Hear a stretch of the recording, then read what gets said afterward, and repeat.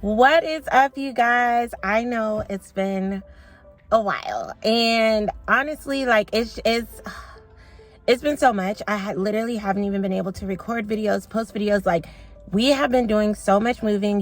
We are preparing to move to Johannesburg, South Africa, and this has been one of the most challenging things that I have ever done. Literally ever done. I have moved around a lot. I've lived in Florida. That's where I was raised. I went to college in Georgia. I moved to Maryland. I've lived in Barbados. I went to Albania. Like, I've moved a lot in my life. So when we were preparing to move to Johannesburg, I'm like, no big deal. I'm moving again. This time I'm not moving on my own or just myself and my husband. Like, it's myself, my husband, and our kids. And let me tell you, this has been the most challenging move ever. And I can definitely tell you why. Rewind.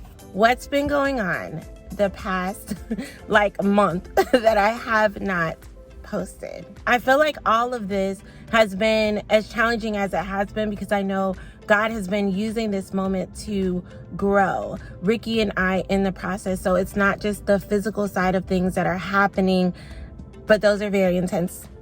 But it is also the spiritual side that God is growing us in this process. And I know a lot of times ministers and pastors will be like, hey, like, it's not about the destination, it's about the journey. Listen, if it's not about the destination, it's about the journey. Was a moment in life, a moment in time.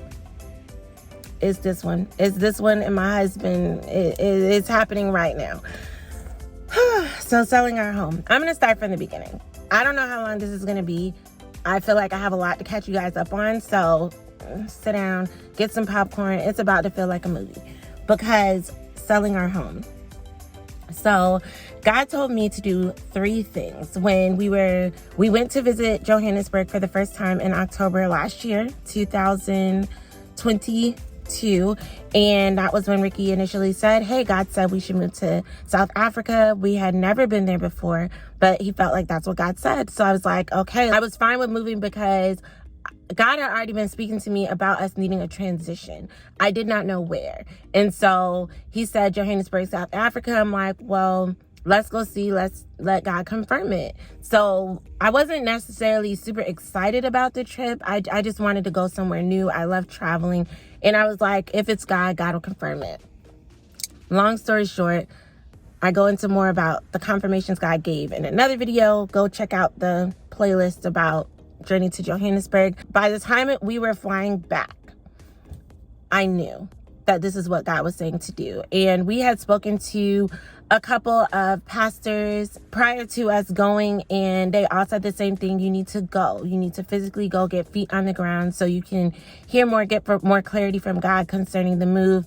And so that's what we did. We went in October. By the time we got on the plane to come back, I was just crying. I was in worship. I knew it was what God wanted us to do, to move there. And he said to do 3 things.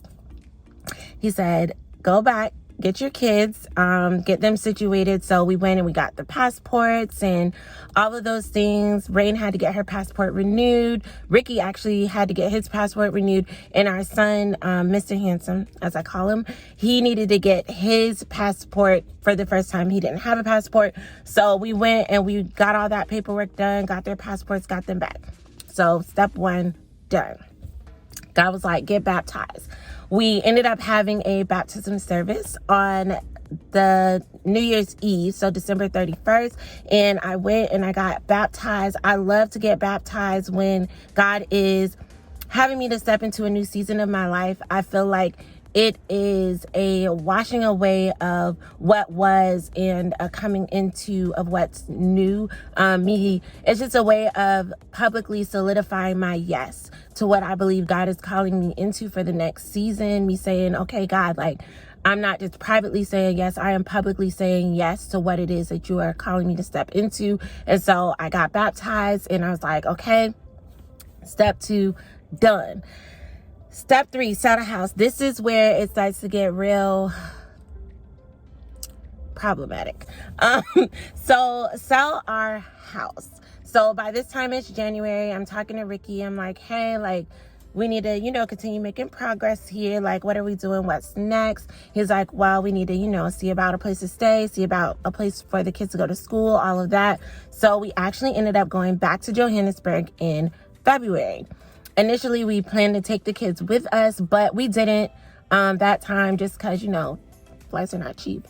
And we wanted to see how comfortable they were with moving. They seemed to actually be very excited about moving. So we determined we don't really need to take them this time. It'll be fine. We went, we found a school for the kids. We found a place that we wanted to live. Like, we were tracking, like, everything was going really good.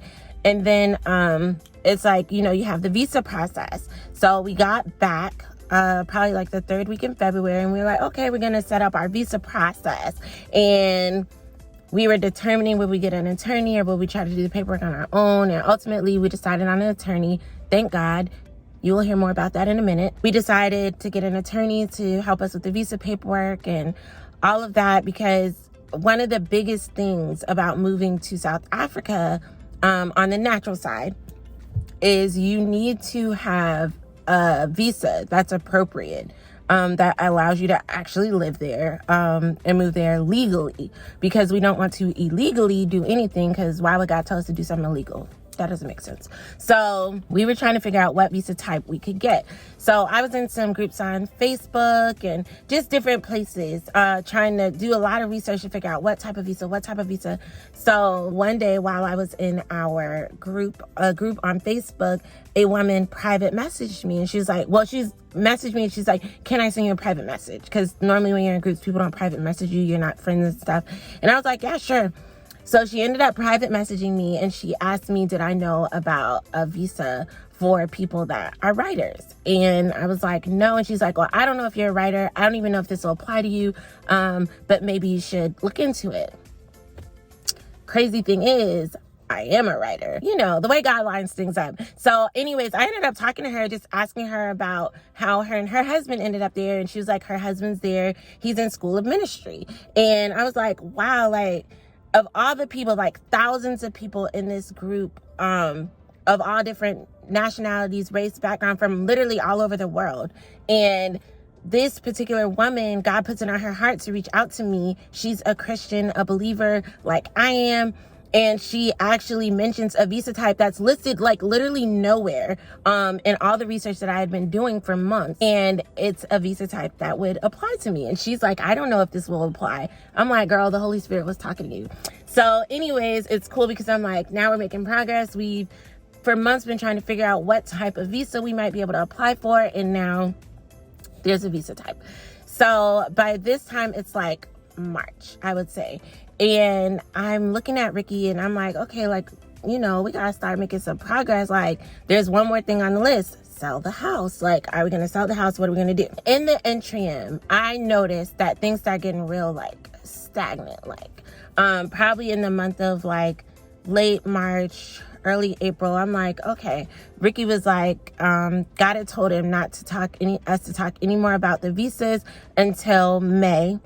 And I was like, okay, so this was like a month of like not talking anything about the visas or anything. We knew we would go with an attorney, but we hadn't like gotten one yet, because this was a very big looming part about the whole move that was extremely stressful. We're waiting this 30 days. In this 30-day time period, I'm like, okay, well, we still need to sell this house. Like, houses don't sell, like necessarily just like that. I go and I talk to him. I'm like, babe, like, what's going on? Like, it feels like we're not really making progress. Like what's happening?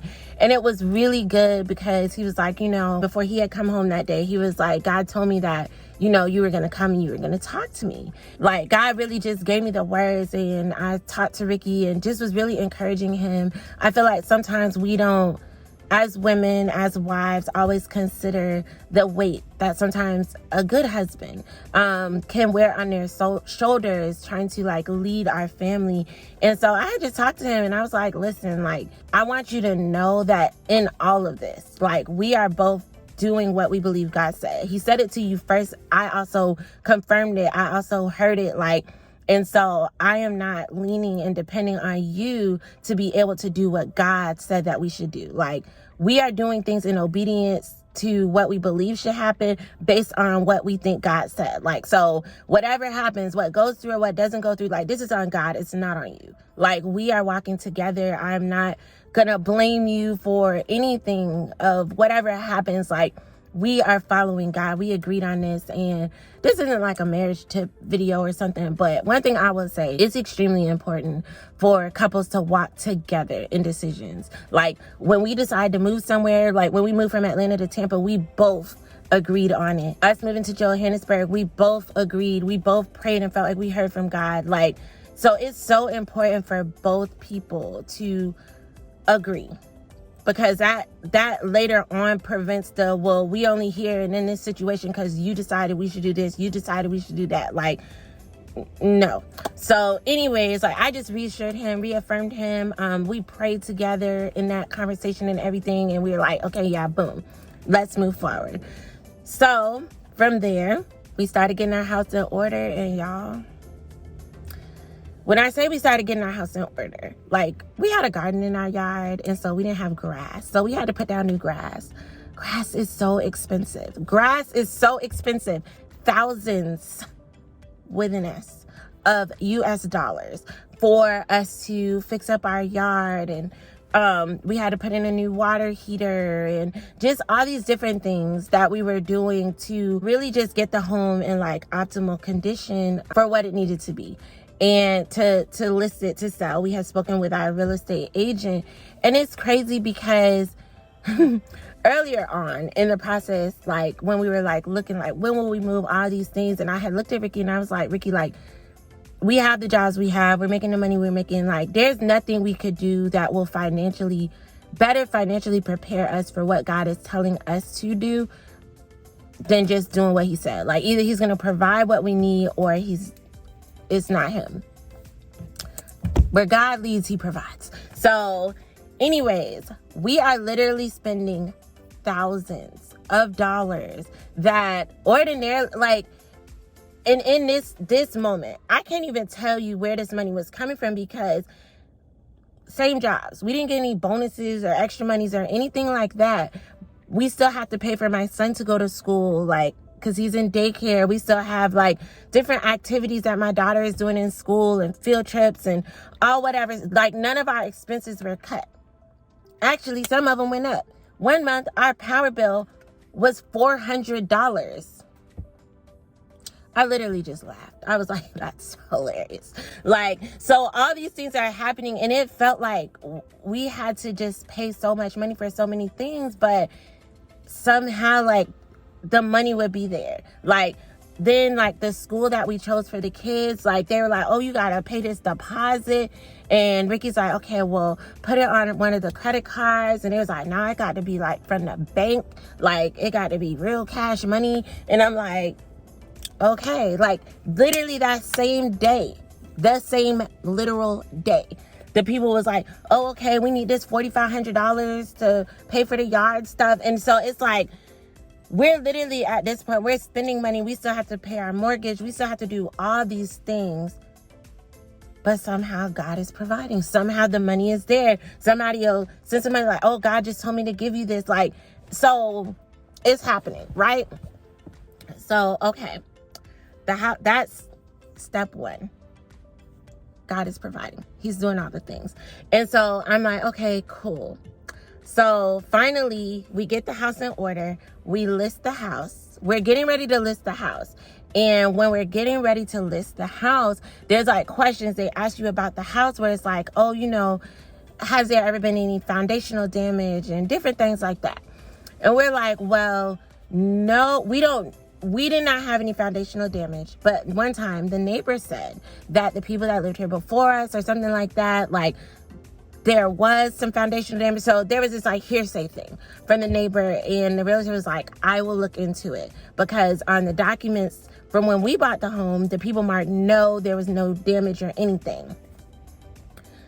But she was like, since this is in the atmosphere, we don't want anybody to be able to come back and sue you for whatever, any type of thing.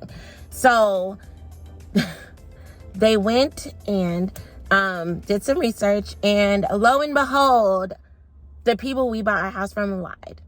They lied, and there was damage to the home.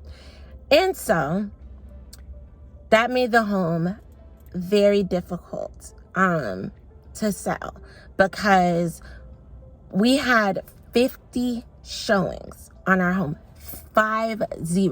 People loved the home. But then when they got there, and then in the disclosure, because you have to write all this stuff about the home, in the disclosure, when it said that there was foundational issues that had been fixed, they were fixed. The house was safe, but people were just like, they didn't want to deal with it. In the meantime, Ricky and I don't know if you saw the video where we went on vacation on a cruise. We were blessed, 100% blessed, a fully paid vacation to go on this cruise. So we had went on a cruise. We listed our house the weekend that we was about to go on a cruise. We get back and we're like, hey, tell us about the offers that are in. And there was like 2 offers, but they were like below list price. And I had a number in my mind, and I was like, like, I feel like we priced the house fairly, even given whatever's going on with it. Like, no, I don't want to take $20,000, $30,000, $50,000 less than what we listed, the house for. Time is going on. We're continuing to show the home. We ended up getting a engineer report to come out and show that the home is completely safe still, foundation secure, all of the things. And it is. The house is safe and secure, like all the things. So we attached this to the report. Yes, there are foundational issues. And yes, it was correctly repaired. And yes, the home is still in good condition. So that's what the report was showing, all of that. So you would think, okay, this is great. Like, we're kind of sailing smooth. Well, no, because then they're like, oh, you can't sell your home because there's an open permit on your home. Well, what open permit? Like, what are you talking about? And they're like, oh, some people came and they were cutting trees and they didn't get permission to cut the trees and all this other type of stuff. So I tracked down the company that pulled the permit to be able to cut the trees, that didn't close the permit out. And legit, these people are like, oh yeah, we'll call and we'll get it figured out. A day goes by, 2 days goes by, 3 days goes by. And I'm calling them and I'm like, hey, like, I really need your help with this. Like, what's happening? They never call me back. I ended up having to call like the city that deals with trees, and the part of the city that deals with tree reports. And I'm like, hey, I'm trying to track down what's going on with this company. I see their name on the report, They're saying they're going to get their arborist, which is a person that comes and checks what's going on with the trees to see like what happened, to make sure, if there needs to be any fines or anything, long story short. And I'm like, they said they were going to send their arborist, but like they haven't gotten back to me. And the lady at the city was like, oh, because they don't have an arborist. They lied. This is the second time some lies have come up trying to sell this home. So I'm like, that's fine. That's fine. What do I need to do from here? Like, can I just pay to have this closed? Like, not that I just got all this money, but can I pay to have this closed? Like, what can I do? And they're like, well, you can't just pay it. We have to send somebody out there and all this other type of stuff. So long story short, it takes like 3 weeks to get this tree situation closed out, the permit that was pulled on the home. And I did have to pay $124, but again, God made sure it was there.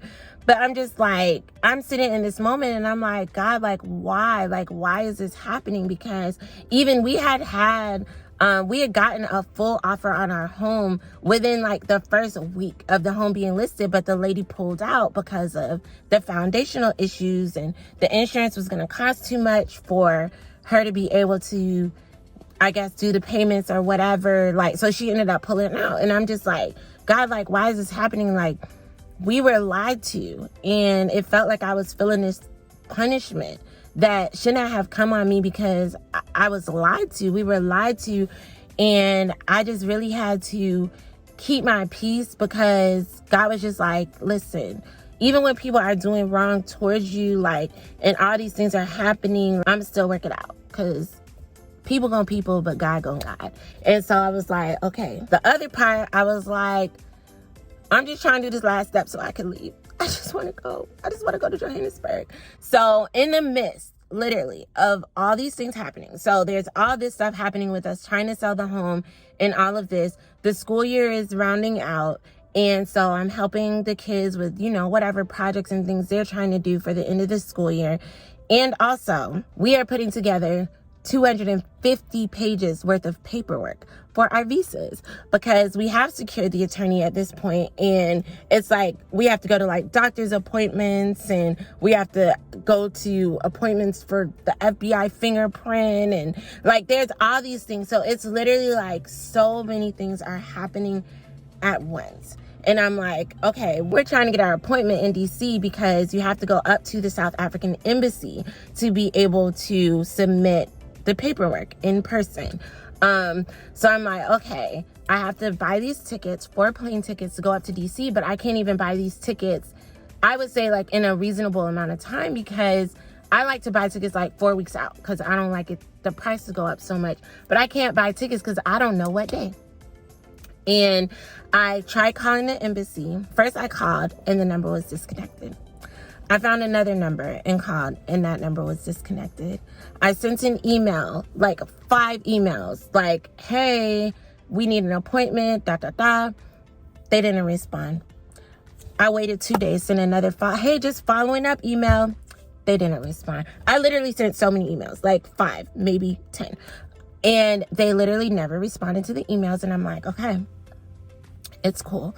It's not cool at all. But so like I'm talking to the attorney and I'm like, hey, like I'm trying to get this appointment, but they're not responding. Like, I don't know what to do. I call again. They finally answer a phone number, one of the phone numbers that I found. And I'm like, hey, I need to make an appointment. And he's like, an appointment for what? I'm like, to get a visa. Me and my family are moving. And I'm telling him about the visa type. He's like, that doesn't exist. Like, I don't know what you're talking about. And I'm like, okay, thank you. Goodbye. So I just get off the phone because I'm like, at this point, I'm like, he's saying this visa doesn't exist. But I know it does exist because I had already talked to our attorney about it, and I already know the lady that I met on Facebook that has sent me about it. And God was just like, you can't let this throw you off, can't let you get discouraged. And so I'm like, okay, don't accept no if the answer is yes. That's something my dad always used to say. So I'm like, okay, don't accept no when the answer is yes. So I just got off the phone, let it be. I got in contact with our attorney. I was like, could you please call them, get this appointment? She was like, okay, I'll call, I'll get the appointment. She'll email, set it up, whatever she needed to do. So she reaches out and she's able to get the appointment. Finally, a win in this whole month and a half of stuff of trying to sell the house, but kind of not being able to, trying to get the appointment, not being able to get an appointment. Finally, a breakthrough. We have an appointment. So we get our appointment, and it was for June 21st, which we wanted an appointment in May. They didn't have any appointments in May. It's fine, whatever. June 21st, they're like, this is the earliest we could do it. Well, first they said June 22nd, and we were like, okay, cool, we'll be there.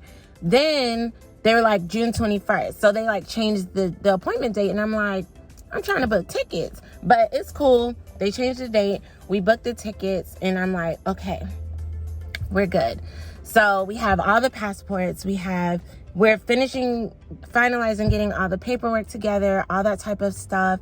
And it's like, okay, kind of a moment to breathe, but not really, because we're still trying to sell this house. So we go to get ready to go to appointments. One of the last things you have to do is to get your bank statements for the appointment. So we go to get our bank statements for the appointment. They got to be certified. They got to be notarized. And I need 4 copies of everything, because there's specific paperwork that goes in all these different folders and all this stuff. So it's like, okay, cool. I go to the bank. I get the paperwork. I didn't get enough copies. So then I had to go back to the bank to get more copies of the paperwork. And I went back to the bank. No, I looked online because I was about to go back to the bank, but I didn't end up going that day. But the amount of money in our account had almost doubled. And I was like, okay, guys, so you're doing what you're doing. And then we were not at a season in our life where we weren't hoarding money. Like, we were still sowing seed when God said to, like, just doing what God was saying to do. And so I'm like, okay, God, like, listen, in 3 days, the money in this account has doubled. Like, and like I said, people just sowing into our life and stuff. And I'm like, wow, like, God, we've never had this much money in our account as long as we've been married, like, almost. Like, so it's so cool, right? So then we go to Atlanta because our kids are in Atlanta for the summer. So we go to Atlanta to pick up the kids so we can fly with them to DC for the appointment. We get to we get to Atlanta, and then that next morning we have to go to the bank to get this paperwork for the, stuff. By the time we go to the bank, the money in our account has now tripled. And I was just like, in my head, like, where God leads, he will provide. Like, and so I'm like, God, like, you're doing your thing. You're doing your thing. So we go to get the paperwork. We get all the paperwork.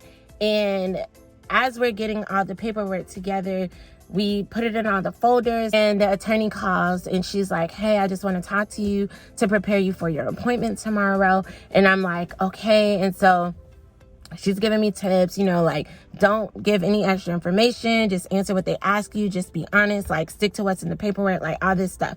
So again, I am traveling in a That Girl Lele backpack with 250 pages of paperwork. And I'm like, okay, like, it's all separated. I got the folders organized, like, all the things. We get to DC, like, we rest, we get up in the morning. Our appointment was at 10 in the morning. Y'all, in the midst of all this, we're still negotiating with someone that has now said that they would be interested in buying the house. But it's weird because they're, like, dragging their feet, and I don't know, like, they need to put their deposit, like, all this stuff. Like, so we're dealing with that, but then we're also trying to navigate this, right? So there's multiple things that are going on. Talking to the attorney, she's talking to the people that have said that they want to see about buying the house. We're trying to make sure the permits are closed out and, whatever. But we're at the day of the appointment, and I'm like, I got to focus on today. Today, I have to focus on today. And so Ricky gets a parking space, prepaid, so we're not wandering in DC trying to find parking and on the street and all of this. So we park. When we park, we get out of the car and we start walking down the street. And then it says, turn right. The thing is, to the right is woods. Literal, actual woods in the middle of DC. And it's raining. And we are walking with a 4-year-old and a 7-year-old into the woods.